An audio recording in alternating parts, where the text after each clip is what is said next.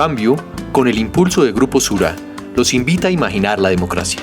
Un espacio en el que, de la mano de prestigiosos expertos, buscamos construir la ciudadanía y conocer, debatir y, ¿por qué no?, imaginar la democracia. Bienvenidos a un nuevo episodio de Imaginar la Democracia. Este video podcast hace parte de un proyecto de la revista Cambio, impulsado por Grupo Sura. Estaremos presentando en las próximas semanas un libro que resume el esfuerzo colectivo por más de un año. Bienvenidos y bienvenidas, Sandra, Mauricio, Rodrigo. Episodio número 13, el de la suerte. Episodio número 13. El de la suerte. Sí. ¿Le tiene miedo al número 13? El de la suerte, dije, no el de la mala suerte, Alejandro. No, porque para mí nos va a ir bien. Seguro. Yo quiero empezar la conversación con una anécdota. Cuando era rector de la Universidad de los Andes, tenía una reunión, era como en la quinta, sexta semana del semestre, donde nos reuníamos con los padres de familia y madres de familia, Sandra, de los estudiantes de primer semestre. Y con bastante frecuencia, al final de una charla que yo daba, una especie de presentación de la universidad, preguntaban qué está haciendo la universidad para tener mejores ciudadanos. Incluso a veces decían mejores personas, que me parecía una pregunta interesante. Y yo tengo que confesarlo ahora, no tenía por lo menos una respuesta completamente pensada a ese interrogante. Y quiero que hablemos un poquito del papel de las universidades en la defensa de la democracia, empezando por este tema. Por lo que puede hacerse en los programas, en las aulas de clase, en los profesores de ciencias sociales. ¿Quién se anima a responder esta pregunta? Que no es una pregunta retórica, yo creo que es una pregunta importante y difícil, me parece a mí. Creo sobre todo para 4 profesores universitarios. Sí, eso explica. Deberíamos saber algo. Todos deberían estar abalanzándose sobre los micrófonos. Yo empezaría por decir que si bien, digamos, me parece importante echarle una mirada al papel de la universidad en la formación de buenos ciudadanos, pero no le dejaría exclusivamente a la universidad ese papel. En una muy buena parte porque el contexto por el que estamos pasando, y eso lo sabemos todos los que estamos sentados acá, es un contexto en el que la educación universitaria se está convirtiendo en una cosa dedicada para cada vez menos gente. La gran mayoría, no la gran mayoría, pero una buena parte de los jóvenes pues la están pensando 2 veces. Antes era automático, uno salía del colegio y entraba a la universidad. Eso ya no sucede, ya no están decidiendo ir a la universidad y adicionalmente en un país tan desigual es mucha la gente que se queda por fuera de la educación universitaria. Entonces, simplemente para empezar haciendo como un statement claro acá de que el proceso de formación de los ciudadanos tiene que empezar antes de la universidad, o si no nos vamos a quedar con muy poquitos buenos ciudadanos si le dejamos la tarea solamente a las universidades. Estoy de acuerdo. Dicho eso. Dicho eso. No, yo quisiera apuntar a un problema tal vez más de fondo y más estructural y más difícil. O sea, el otro era fácil. Pues vas a oír este. No, me refiero a una cosa que escribimos en un libro que hicimos de justicia, una investigación que hicimos de justicia con 2 profesores de la Universidad de los Andes, Leopoldo Ferguson y Juan Camilo Cárdenas, que se llama La Quinta Puerta, donde hablamos mucho de esto. Está por aquí, en algún lado de esta biblioteca. Nosotros lo que planteamos ahí es que la universidad y el colegio también, porque esto no empieza solamente con la universidad, debe ser un punto de encuentro. En Europa el ejército y la escuela fueron los dos espacios de encuentro de las clases sociales. Todas las clases sociales iban a esos sitios. La escuela sigue siendo en Europa, a pesar de que ya no tanto como antes, pero sigue siendo un punto de encuentro, el ejército mucho menos, pero en Colombia no. En Colombia lo que hay es un apartheid educativo, donde las clases sociales no se encuentran en la educación, ni en la básica ni en la secundaria. Y esa falta de encuentro de las clases sociales, el hecho de que las universidades sean o confesionales o partidistas o de clase, pues dificulta mucho una cosa que es esencial para la democracia, que es la posibilidad de encontrar consensos entre la gente. Y los consensos se encuentran sobre todo cuando la gente se conoce. Es que cuando la gente no se conoce, cuando un rico nunca ha visto un pobre, nunca se ha relacionado con un pobre, a no ser en una relación jerárquica de patrón y empleado, y viceversa, cuando un pobre nunca ha visto un rico y no se ha relacionado con él, como de hecho pasa en las escuelas pluriclasistas, en la básica y en las clases sociales se conocen, no es que se entiendan y no es que estén en todo de acuerdo, pero se conocen y se pierde una cosa que es fundamental para los consensos, que es el miedo. Deja de haber miedo, porque el miedo en las personas lo que produce es una representación del otro mucho más excesiva, mucho más problemática, mucho más radical de lo que el otro realmente es. Entonces uno empieza a atribuirle al otro defectos y vicios que en realidad no tiene.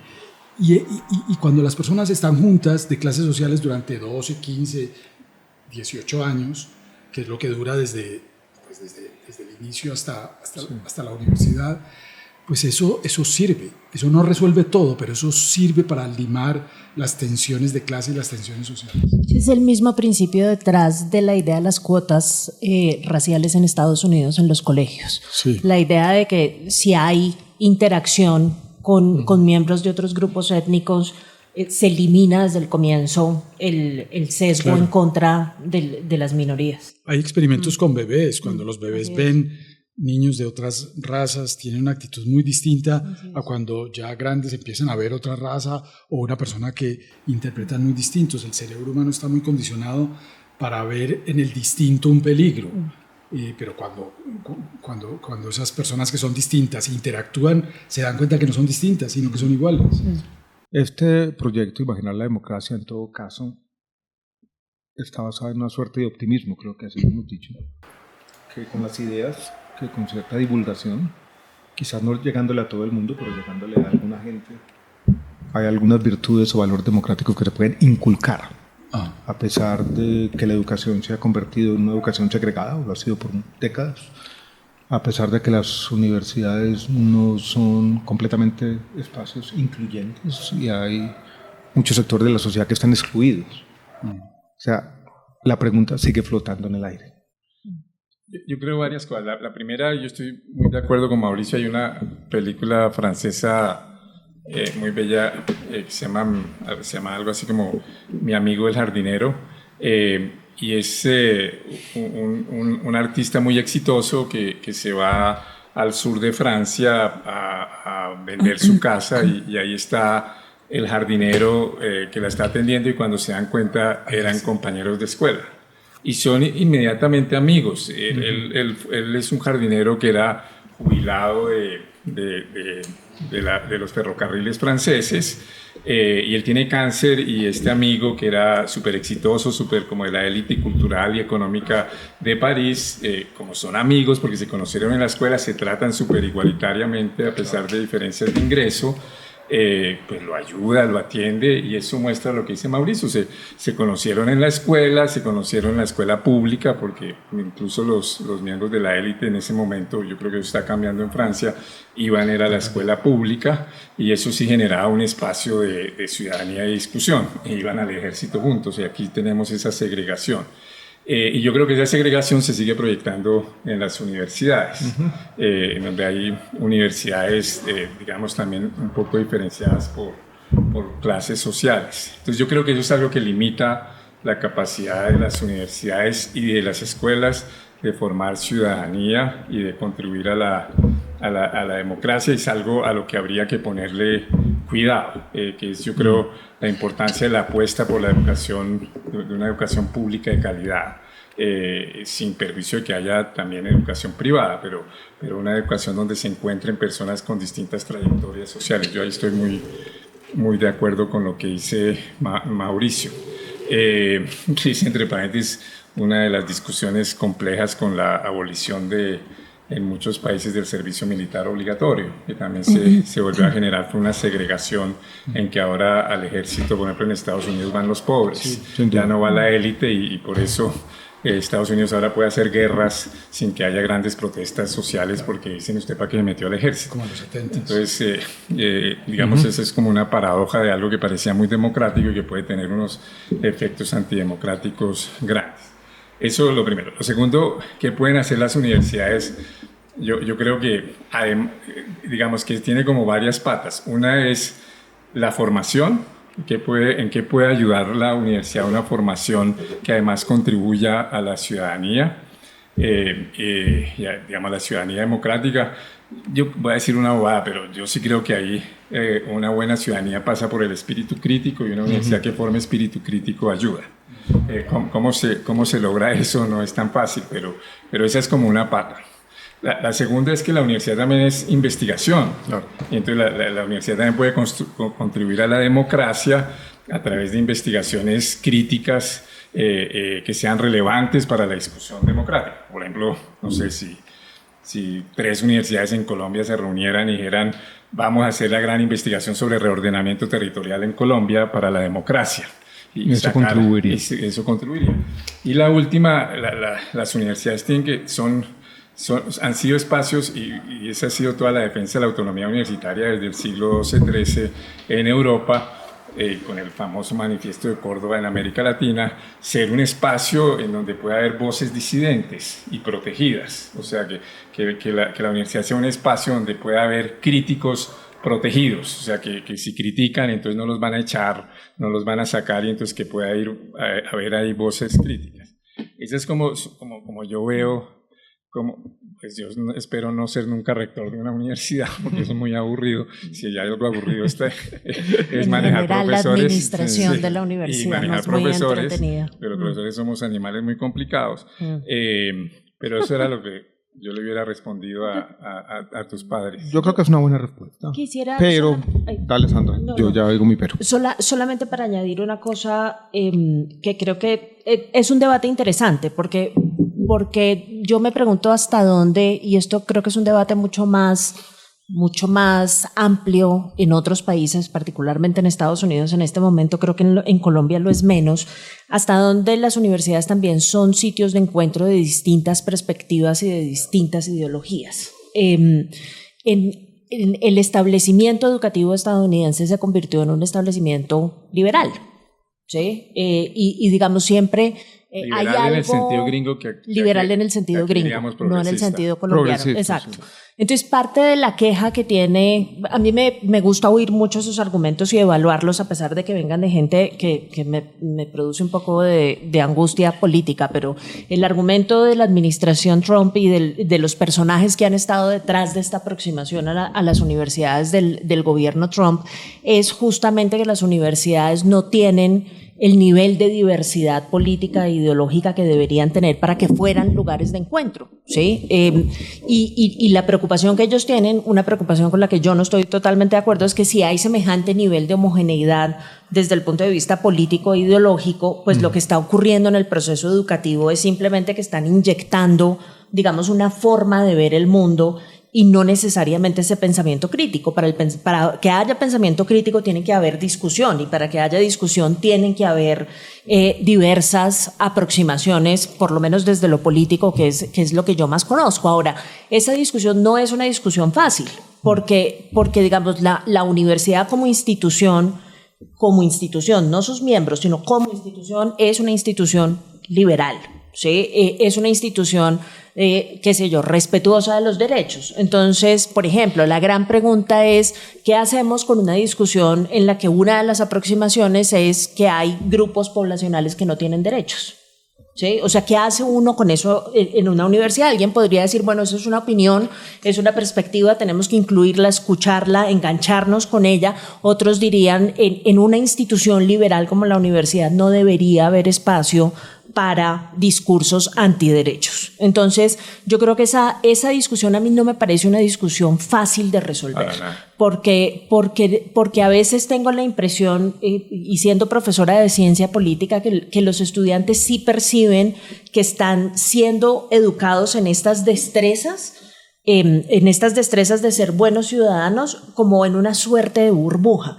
Y me preocupa mucho que cuando salgan no estén en condiciones de engancharse con argumentos que hoy además son argumentos dominantes. En la época en la que yo salí de la universidad, pues los 90s era el reino del liberalismo, y yo salía a encontrarme con un mundo que era compatible con lo que yo había aprendido en la universidad. Hoy ese no es el caso, ¿sí? Hoy se están encontrando con un mundo en lo político, en lo social, que es casi que la antítesis de la forma en la que ellos fueron educados.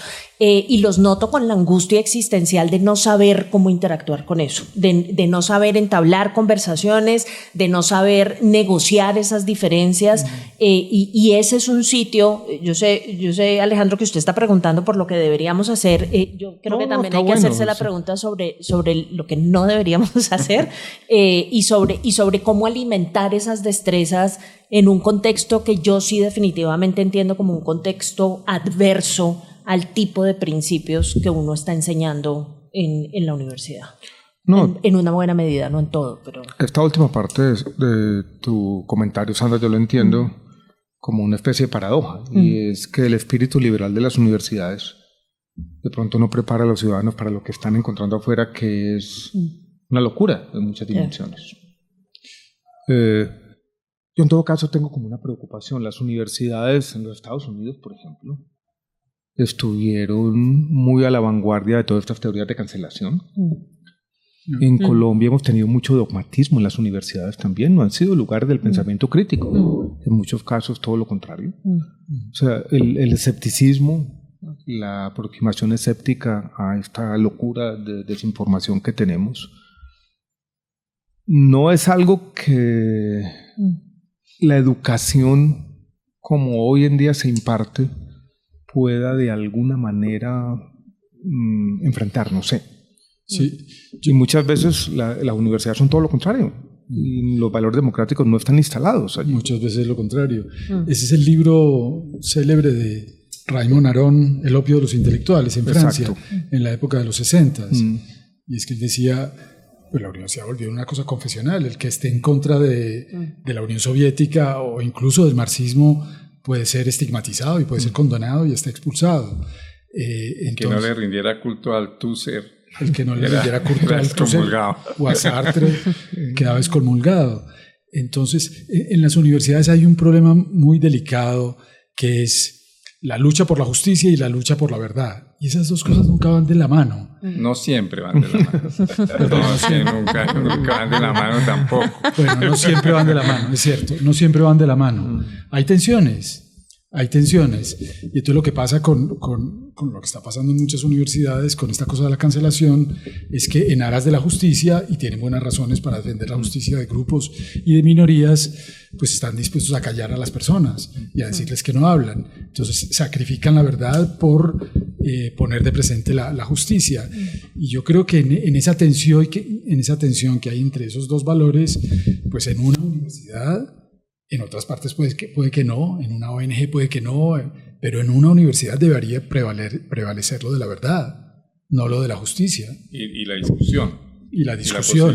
Y la libre circulación de ideas, como decía Stuart Mill. O sea, que las ideas se discutan y que finalmente pues, se llegue a una... Pero, Mauricio, no estaremos hablando más del método y menos del contenido en el siguiente sentido, digamos, esa tensión que tú identificas entre la lucha por la verdad y la lucha por la justicia, la estoy pensando en los temas de género, por ejemplo, que es uno de los lugares en donde más sensibilidad hay, y yo me pregunto si realmente el problema fue un problema de método, la cancelación, y no un problema de la persecución de un ideal de justicia que reclamábamos las mujeres. Las profesoras queríamos el mismo salario que tenían los profesores, las alumnas querían un trato respetuoso de parte de sus profesores, etcétera, etcétera. Y más bien creo que lo que terminó produciendo esta suerte de como de tensión enorme y de cierre del espacio de la discusión fue el ejercicio de la cancelación. Tal vez si las feministas hubiesen perseguido esto a través de persuasión, a través de educación, que también lo hicieron, digamos, o sea, se utilizaron todas las formas de lucha. Desafortunadamente yo creo que el tema de la cancelación es un tema pernicioso porque además genera un comportamiento que cumple con la norma de género superficial, ¿no? Yo me quedo callado porque me tengo que quedar callado, pero no hay un convencimiento de los temas de la igualdad y en contra de la discriminación y demás.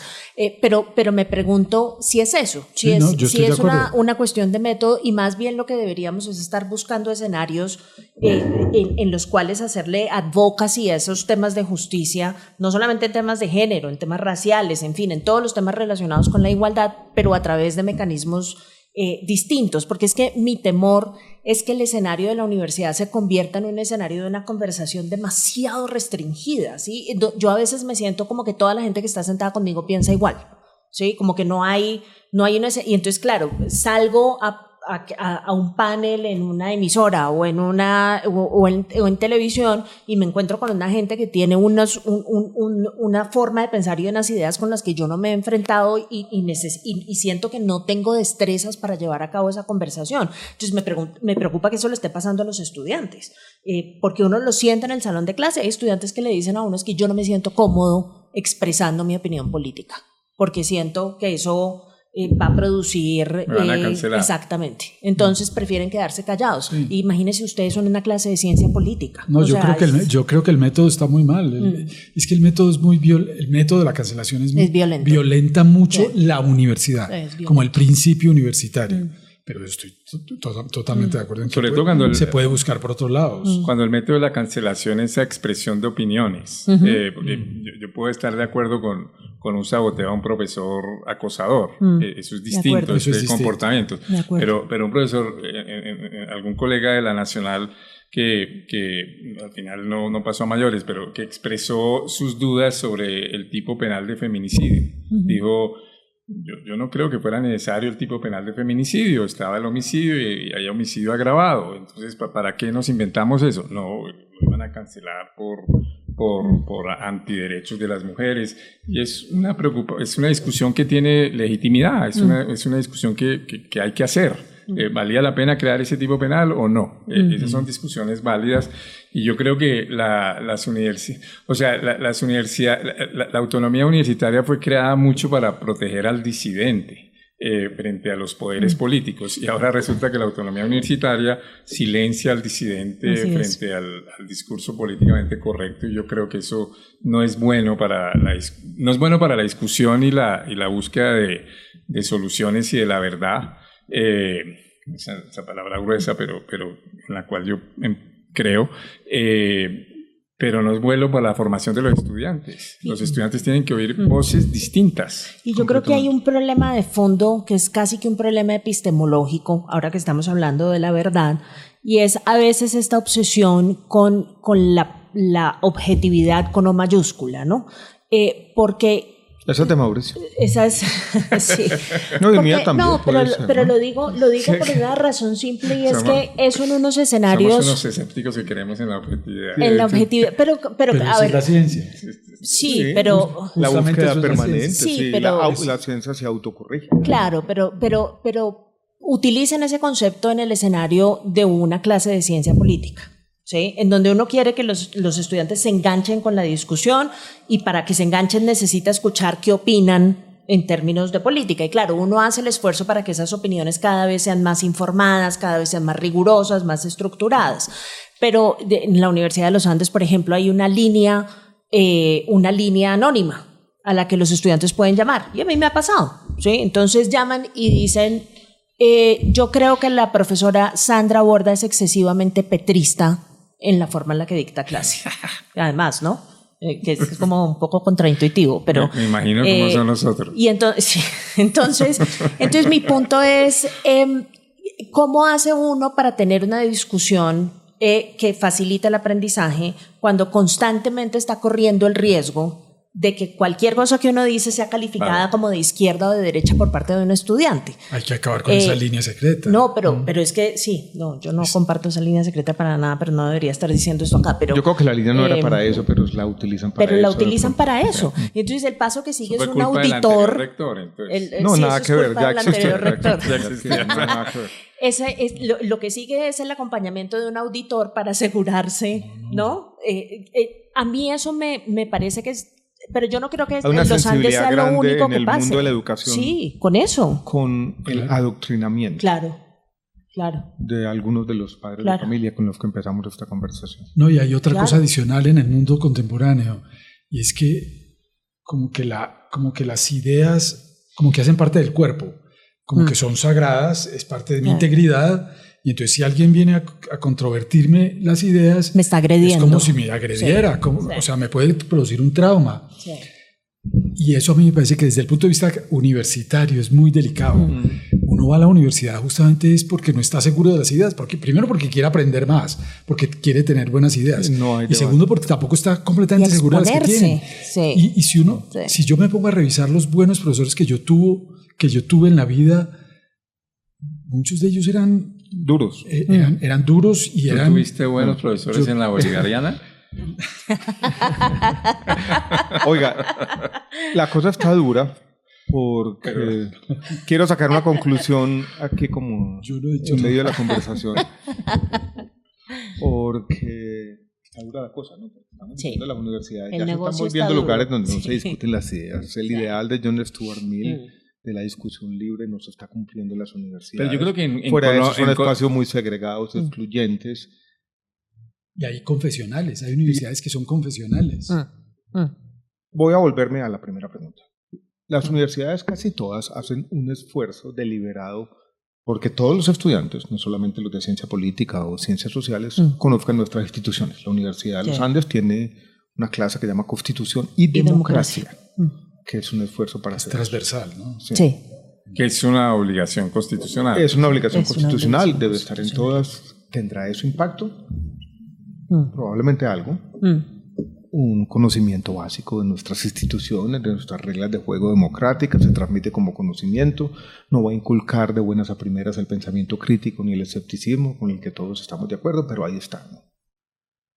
Yo creo que todas las universidades en este momento están enfrentando un dilema, y es que muchos programas de ciencias sociales se están quedando sin estudiantes. Así es.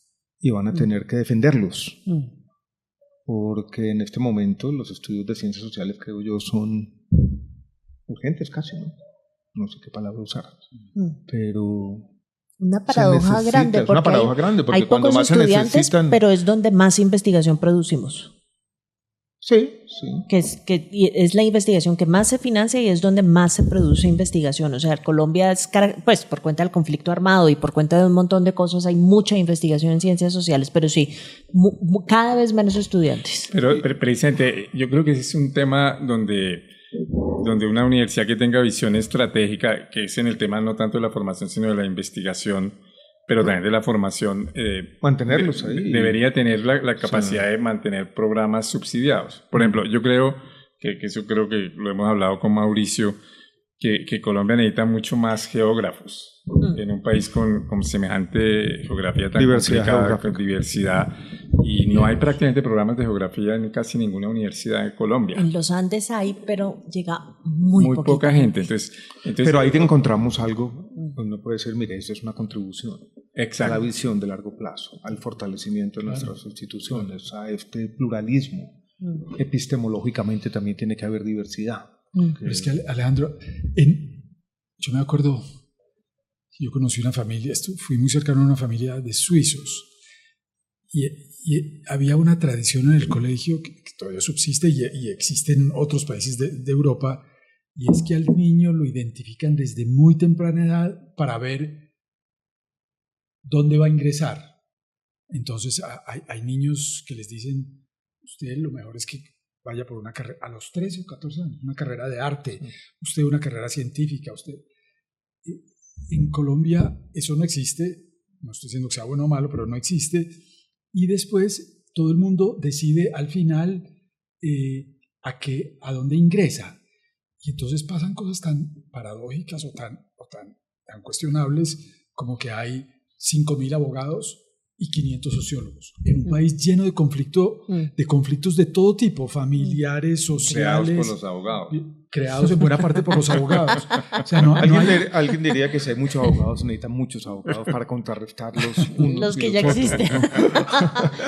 O sea, no nos vamos a deshacer de los abogados nunca. Y estos 500 sociólogos hacen más teoría social que investigación social, porque no son expertos en métodos cuantitativos, no saben de estadística, y entonces tienen muchas incapacidades para evaluar los fenómenos sociales. Entonces, una sociedad no debería intervenir en eso. Yo creo que un espíritu liberal es difícil porque... Pero crear incentivos al menos. Sí, yo también creo, no es fácil. Pero no, yo estoy viendo que hay como en nuestra diversidad unos consensos que son buenos, que es uno tiene que promover centros educativos, desde educación primaria hasta universidad. ¿Cómo lograrlos? Más difícil, pero muy diversos. O sea, plurales socioeconómicamente. Plurales socioeconómicamente. Si eso eso no lo logramos, digamos, la formación para la ciudadanía en Colombia es muy precaria y los riesgos de enfrentamientos sociales son muy grandes. Lo segundo es que yo creo que las ESEs más de las universidades deben tener la capacidad de volver a las investigaciones estratégicas. En la Universidad Nacional ha habido mucha discusión de que la Universidad Nacional dejó de ser una universidad de investigación y se volvió de consultoría. Eso es un debate que se ha dado mucho, por ejemplo, en la Facultad de Economía. Y yo creo que eso es un tema grave, o sea, que la comunidad académica no pueda tener recursos para decir, mire, este tema es estratégico, no, es que no hay una convocatoria pública para hacerlo, pero que la universidad diga, no, este tema tiene que salir, tiene que haber algo que la financie. Yo creo que las universidades tienen que lograr a hacer investigaciones estratégicas. Esa que es una obsesión mía sobre geografía y ordenamiento territorial en Colombia y que salga algo súper robusto. Y yo creo que lo tercero es proteger al disidente para que haya una discusión crítica universitaria. O sea, que ese debería ser un valor. No, mire, en la Universidad Nacional este es el profesor conservador, medio derecha, pero brillante. Mantengámoslo y cultivémoslo. Cultivar esa disidencia y no cancelarlos. Creo que eso es un error estratégico. Le voy a hacer una pregunta como profesores. ¿Ustedes tratan de cultivar algo como el escepticismo, el pensamiento crítico, de interpelar a los estudiantes, de en el aula de clase promover algunas de estas virtudes y valores? Yo tuve un profesor en el colegio en grado 11 y 10, Ignacio Álvarez, que me sirvió mucho para esto. Y después, estudiando ingeniería, tuve una abogada que fue profesora de una clase. Era provocador. Y leíamos a Estanislao Zuleta. Y ahora les conté que me aprendí desde esa época los 3 principios del racionalismo kantiano. Pensar por sí mismo, ser consecuente y ponerse en el lugar del otro. Y eso era una educación para la democracia. No se llamaba así, simplemente era que esta señora que tenía que dictar un curso de derechos para ingenieros, que era lo más aburrido del mundo, metía esta vaina ahí en la clase. Claro. Y ahí quedó algo, ¿no? Entonces, no sé, también es que algo son que debería... ilustrados. Que sí. Lo que pasa es que... de los kantianos. Kantianos, sí. Yo creo que hay un desafío, perdón, yo siempre estoy poniendo los problemas en vez de contestarla por la positiva, pero yo creo que hay un problema que hace que ese trabajo hoy sea más difícil que antes. Yo llevo 25 años enseñando clases de ciencia política y he visto con el paso del tiempo la dificultad que eso plantea, y el problema es un simple problema de información. Yo me acuerdo cuando yo estudiaba ciencia política en los Andes, y de hecho los primeros estudiantes que yo tuve en los Andes, uno podía, por ejemplo, tener discusiones de coyuntura en el salón de clase porque la gente sabía qué era lo que estaba pasando. Finalmente son politólogos, ¿no? Entonces uno dice, bueno, ven noticieros, leen periódicos, oyen radio. El estudiante de hoy en día no es así. ¿Sí? El estudiante de hoy en día no está expuesto a medios. ¿Sí? El estudiante de hoy en día es una persona que si está interesado en la música, se va directo a la fuente de eso, sabe un montón de eso, pero es una persona poco expuesta casi al medio ambiente. ¿Sí? Entonces, a mí me sorprende mucho y además me cuesta mucho trabajo tener esas discusiones hoy en día, porque uno llega al salón de clase y les dice, bueno, ¿vieron lo que pasó ayer con Trump?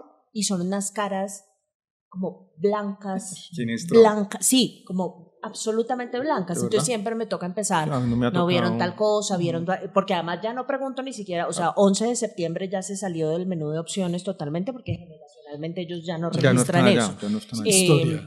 Historia patria. Pero digamos, la coyuntura, lo que personas como nosotros ven el noticiero y dicen, miércoles, esta vaina se está desbaratando el mundo.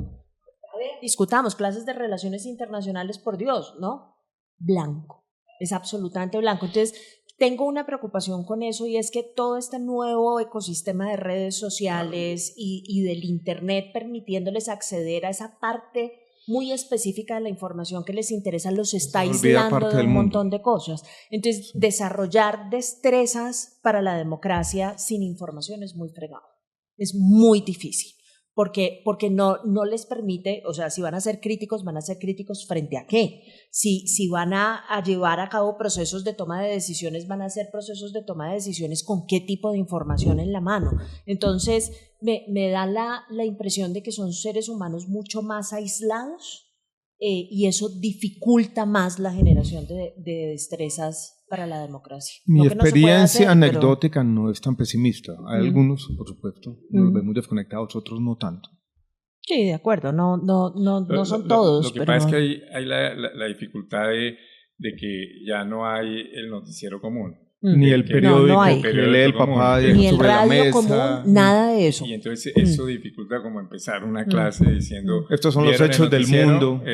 Vamos a discutir de esto. No, entonces, toca contar. Toca primero hacer uno el noticiero. Toca contar, sí. Ayer pasó esto. Entonces, no, yo sí creo Pero que... les pregunto si lo hacen. Yo tengo otro texto que me gusta sobre educación. Es una novela no distópica, sino todo lo contrario, sobre la que yo escribí un librito de Aldous Huxley que y allí hay una reflexión muy grande, la mitad de eso sobre la educación. Hablan de una educación para la receptividad, o sea, una educación ambiental y la posibilidad de hacer eso, pero también una educación para la democracia. Y alguien dice, un profesor ahí que dice, no, el escepticismo es clave. Sin el escepticismo, esta isla no sería lo que es y sería como la vecina donde hay un dictador al que todo el mundo le come cuento. Yo creo... Y había ese optimismo en un profesor. Yo puedo predicar, mis prédicas van a encontrar unos oídos dispuestos y eso va a hacer una sociedad mejor. Y yo creo que como profesor uno no debería perder esa forma de optimismo a pesar de que la evidencia puede ser dura. Guardando un equilibrio difícil que no permita que se pase del escepticismo al cinismo, que esa es la línea peligrosísima que hay ahí. Y el cinismo me parece que hace parte de mucho de la vida académica también. Pero yo creo que eso es muy importante. Yo voy a agregar algo a lo que decía Sandra, que tal vez es un poco distinto, y es que yo el peligro que más encuentro es eso que menciona Harari en Nexus, que es que no hay una relación entre aumento de la información y verdad. Más información no conduce a más verdad. Más información, sobre todo no controlada, absolutamente dispersa, sin ningún filtro, lo que conduce es a una confusión enorme. Y entonces estamos frente a una tecnología. La tecnología no siempre ayuda. La tecnología puede producir cambios muy benéficos, pero es difícil que pase sin costos. Él menciona lo de la ilustración, con este libro del martillo de las brujas, que fue tan vendido y que duró 2 siglos y que produjo masacres enteras, porque porque todo el mundo lo quería leer y mucha gente se convenció con eso, mientras que Copérnico vendió unos cuantos ejemplares. Sí, somos hackeables. Entonces, de alguna manera. entonces la información. Entonces, yo creo que el gran desafío de los jóvenes hoy en día es cómo enseñarles a filtrar y a que se defiendan. Así como a un niño en la Edad Media se le defendía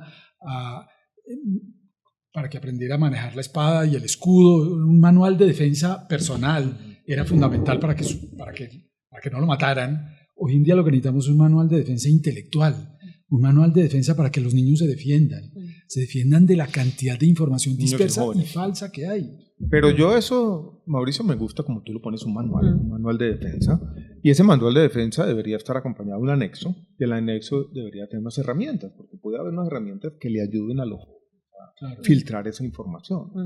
Yo no creo que sea un tema donde uno no puede hacer algo medible en su impacto, y decir, lo vamos a dotar de estas herramientas, ¿para qué? Sí. Y yo creo que este océano de locura. Es todo el bloque de la formación en metodología, digamos, que todo el mundo cree que es para producir investigación de súper alta calidad, pero los cursos de metodología son esencialmente para eso, para identificar si hay rigor o no hay rigor, para identificar si los argumentos son falaces o no son falaces, ¿no? Pero yo creo que ese curso de Constitución y Democracia o de Educación para la Ciudadanía, lo que en nuestra época, Mauricio, llamaban cívica. Sí, yo alcancé a tener cívica también. ¿Sabe qué aprendí en la clase de cívica? El himno nacional, me lo aprendí en la clase de cívica. ¿Y todas las estrofas? Me aprendí 2 o 3. El antioqueño. Yo me las aprendí todas. El antioqueño me lo aprendí también Rodrigo estaría muy orgulloso de mi colegio porque a mí me hicieron memorizarme todas las reformas constitucionales en cívica.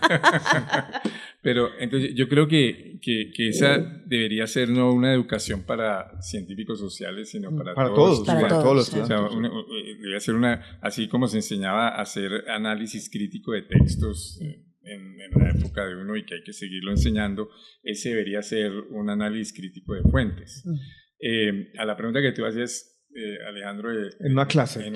No, yo sí trato de estimular a través sí, eso es muy clásico, como socrático, de preguntas y discusiones. También. Mayéutica, ¿no? Sí, entonces, no sé, por ejemplo, yo voy al curso de teoría constitucional y entonces vemos el surgimiento del régimen parlamentario en Inglaterra. Entonces, una discusión clásica que hago es, bueno, ¿y ustedes qué creen? ¿El parlamentarismo serviría en Colombia o no? Discutámoslo. Y toman la palabra. Toman la palabra, algunos más entusiastas, otros no. Algunos patinan y luego yo dejo mi opinión para al final les digo es una opinión entre otras y como siempre suelo estar en la opinión divergente porque todos defienden el presidencialismo, entonces eso creo que genera como cierto escepticismo, cierta duda y cierto interés por discutir, informarse y argumentar. No sé qué tanto éxito tenga, pero pues todavía no me han echado en la nacional. Yo he propuesto una cosa práctica en algunas partes y es enseñar en lo que se llamaba primero a sexto bachillerato, que ahora es como quinto a 11, una cosa así, en esos 6 años, en esos 5 años, así como se enseña matemáticas a lo largo de esos años o lengua a lo largo de esos años, enseñar ciencia cognitiva, que empezaría con el tema de la evolución, con el tema del largo plazo y con el tema del cerebro. Y yo creo que se puede hacer perfectamente un curso durante 5 o 6 años enseñando, por ejemplo, sesgos cognitivos, como el sesgo de confirmación, el sesgo de anclaje. Sí, eso. Se han detectado más de 250 sesgos. Muchos están incluidos unos en otros. Esa taxonomía es compleja, pero enseñar los principales. Se pueden hacer juegos, por ejemplo, con eso. Se pueden hacer experimentos con los niños. Eso puede ser incluso muy divertido si se hace bien hecho, con el único propósito de inculcar en los niños humildad cognitiva. No, yo sospecho que somos mucho, fácilmente engañables. Yo sospecho mucho de la humildad católica, pero de la cognitiva no. Digamos, la cognitiva, la humildad cognitiva es decir, bueno, yo no me las sé todas. O sea, lo mejor que puedo hacer es oír, tratar de entender lo que decía Sandra ahora, estar ilustrado antes de entrar en una discusión, y esa actitud yo creo que se está perdiendo mucho. Por lo menos empezar con los profesores ese cursito. El de la humildad cognitiva, uy, por favor. Sí. O sea, antes de contratarlos deberían hacerles un test sobre eso. Sí, la humildad cognitiva no es una virtud profesoral. Rodrigo y yo hemos en esta larga charla tratado de jugar el papel de ChatGPT, o sea, de sintetizar un poco lo que hemos dicho una y otra vez. No lo voy a hacer, tengo esa especie de vicio, ¿no? Siempre como parar y hacer síntesis. Eso me gusta hacer en la clase, tal vez. Pero es útil, sí, es útil. No, hay un montón de trucos que son útiles. En la Facultad de Educación, por ejemplo, en los Andes nos enseñaron, hay un límite de ideas y de argumentos que los estudiantes pueden procesar en 1 hora y 20. Sí. O sea, no, esas viejas clases magistrales que eran contenido y contenido y contenido, imposible, el cerebro humano no está hecho para eso. Yo una vez dije... ellos dicen, traten de procesar ideas fuerza, máximo 2 grandes por clase, y más bien pónganlos a implementarlas, a discutirlas y demás, pero el exceso...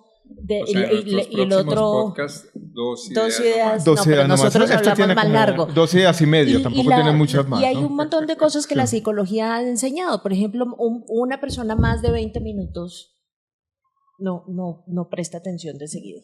Eso no. Yo creo que el mío es menos. El mío es por ahí 2. Sí, yo creo que el mío es menos. Próximo podcast, 20 minutos, 2 ideas.